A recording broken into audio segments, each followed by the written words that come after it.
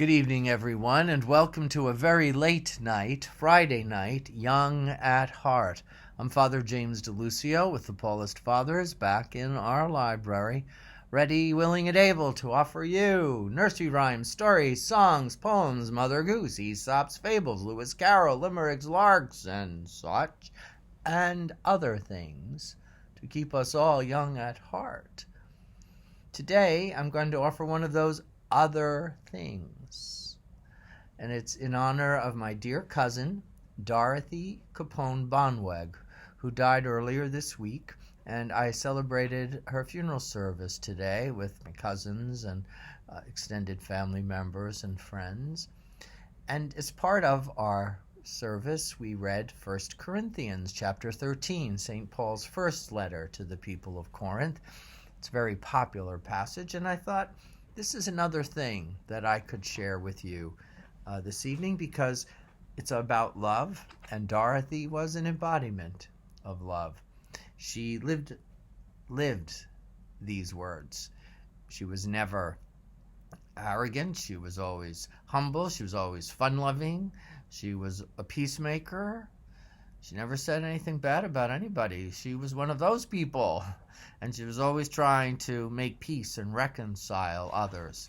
She loved her family. She loved her friends. She worked as a jeweler in a jewelry store for many, many years, and she had developed quite an expertise. But most of all, she enjoyed her co-workers and her customers, really trying to find something that suited each person, because she showed a real sense of care for each person. In fact, as a tribute to Dorothy's relationships with people, and we know how relationships are so important. They're the essence of life. As I've mentioned many times, that's why we really understand God as relationship itself. That's the mystery and beauty of the Trinity, Father, Son, and Spirit. Relationship, the essence that brings forth life. Her jewelry store closed today so that many people could attend Dorothy's funeral. That's unusual. This was extraordinary. There were many, many people there. So this is to highlight Dorothy and to highlight love, which is at the heart of keeping us young in spirit, loving, open. And so I'd like to share with you this night St. Paul's first letter to the Corinthians, chapter 13. If I speak in human and angelic tongues, but do not have love, I am a resounding gong and a clashing cymbal. And if I have the gift of prophecy and comprehend all mysteries and all knowledge, if I have faith so as to move mountains, but do not have love, I am nothing. If I give away everything I own and hand over my body so I should boast, but do not have love, I gain nothing.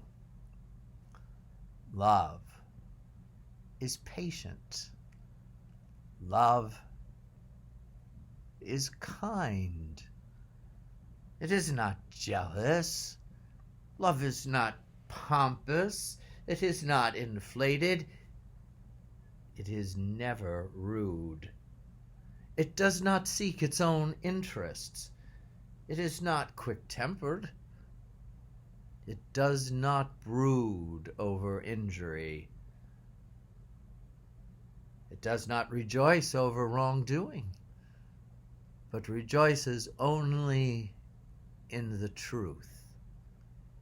Love bears all things, believes all things, hopes all things, endures all things.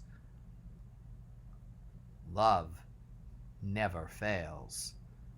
If there are prophecies, they will be brought to nothing. If tongues, they will cease. If knowledge, it will be brought to nothing, for we know partially, and we prophesy partially. But when the perfect comes, the partial will pass away. When I was a child, I used to talk as a child, think as a child, reason as a child. When I became a man, I put aside childish things. At present we see indistinctly, as in a mirror. But then, face to face. At present I know partially, but then I shall know fully, as I am fully known. So, faith, hope, and love remain. These three. But the greatest of these is love.